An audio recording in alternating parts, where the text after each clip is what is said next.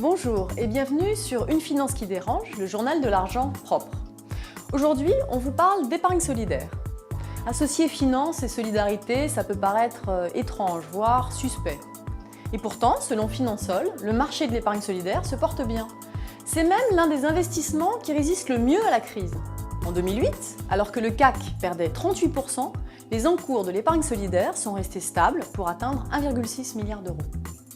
Outre leur performance économique, ces placements apportent une véritable utilité sociale, dans le contexte actuel marqué, comme nous le savons, par une progression du chômage, de la précarité et du nombre d'exclus. En 2008, les investissements solidaires ont permis de créer 1500 logements sociaux et 20 000 emplois. Alors, qu'est-ce qui se cache derrière ces placements d'un nouveau genre ? Il existe en fait deux types de fonds.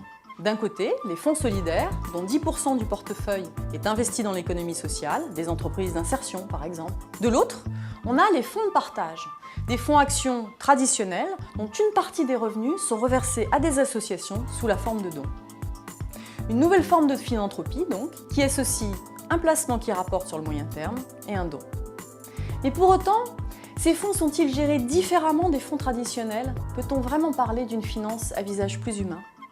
Nous avons la conviction qu'une croissance durable est une croissance qui partage en fait ses bénéfices. Et nous avons au travers de notre gamme ce fonds Champlain Solidarité qui est en fait l'expression d'un investissement qui permet de distribuer une partie de ses bénéfices à des associations et à la fois qui a une vraie performance puisque depuis le début de l'année 2009, ce fonds est dans les meilleurs performants de toute la gamme Champlain. Champlain Solidarité soutient des associations comme la Mie de Pain qui répond aux besoins des plus démunis. Au refuge du 13e arrondissement de Paris, plus de 300 personnes sont accueillies chaque soir, logées et nourries.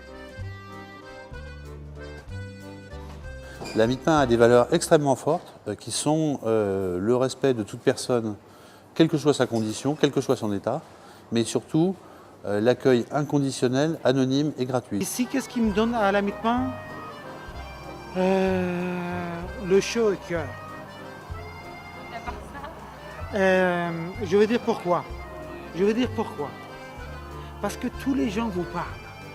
Et vous parlent de leurs problèmes. La Mie de Pain est financée à 70% par des subventions et 30% par des fonds propres. Les dons comme celui de Champlain Solidarité permettent de lancer des projets de réinsertion.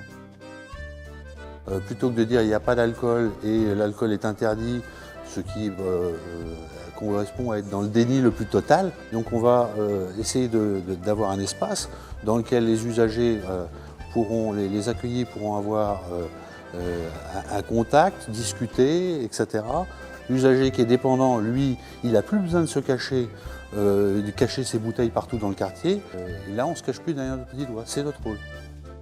En fait, nous mettons finalement notre expertise au service de la solidarité et au service des personnes qui en ont le plus besoin.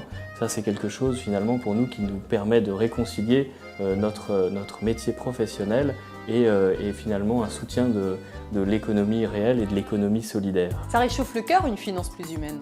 Si vous voulez venir voir comment ça se passe vraiment à l'intérieur, la Financière de Champlain organise du 4 au 6 novembre une journée porte ouverte dans le cadre de la semaine de l'épargne solidaire.